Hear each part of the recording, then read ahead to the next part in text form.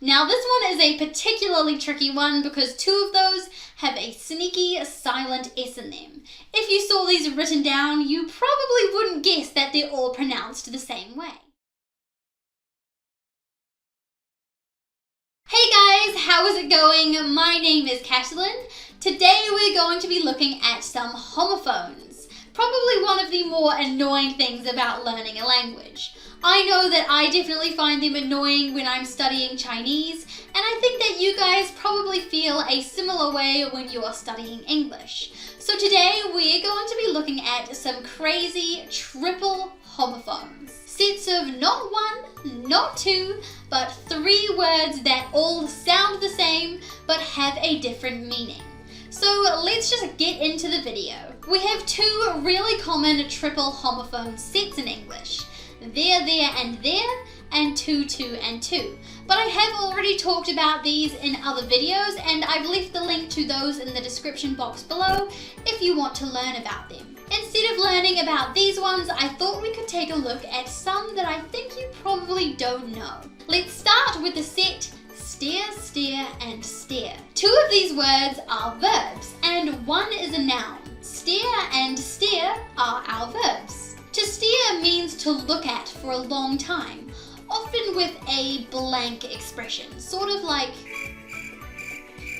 that is a stare. Stare with two E's means to guide or control the movement of a vehicle. Just like in a car, you'd use the steering wheel to steer left or right. And finally, stare, our noun. I think everybody should know this. Stairs are a set of steps that lead from one level of the building to the next level. Our next group is pear, pear, and pear.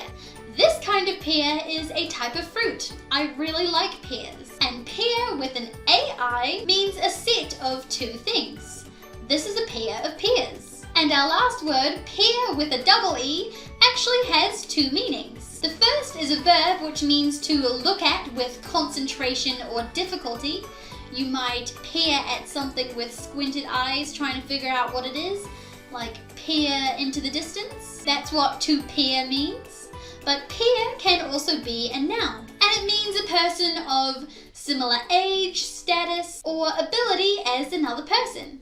For example, your classmates are your peers. Another group that can be very confusing is buy, and buy. The word buy with a sneaky U in there means to exchange money for goods or services, whereas buy is a preposition and an adverb. I won't go into all of the meanings and usages of the word buy because there are so many. If I started talking about them, this video would become about the word buy and not about English homophones. But I have been thinking about making a separate video on it in the future. And finally, the last one of that set, bye, that one's easy. It's just the shortened version of goodbye. Our fourth group of triple homophones is aisle, and aisle. Now this one is a particularly tricky one because two of those have a sneaky silent S in them. If you saw these written down, you probably wouldn't guess that they're all pronounced the same way. An aisle is a passageway between rows of seats that you can walk through. For example, in a theatre, your ticket might say aisle 12, seat C. An aisle is also the passageway between rows of shelves in a supermarket. An aisle without that A is an island, especially a small one. For example, the British Isles. And the last one, the easiest of the lot, aisle. This is just a contraction of I and will. Its meaning is just I will. Okay, we're just going to do two more, starting with cent, and cent. This one is not only tricky because the pronunciation is exactly the same, but their spellings are also quite similar. One has a C, one has an S and a C, and one just has an S. So let's start with cent with a C. This kind of cent means 1/100th of a dollar.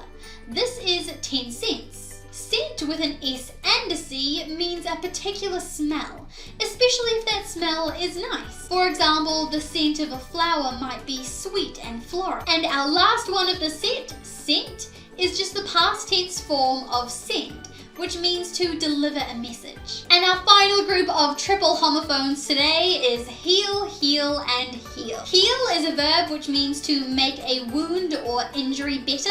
Your heel is the back part of your foot, and heal is a contraction of he will. And that is all of the triple homonyms that I have for you guys today.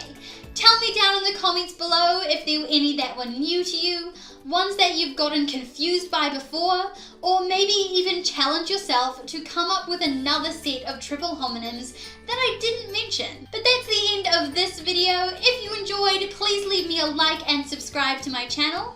Also, don't forget to check me out on my Instagram and Facebook. If you've got questions or video suggestions, you can message me through there. I'll see you guys later. Bye bye!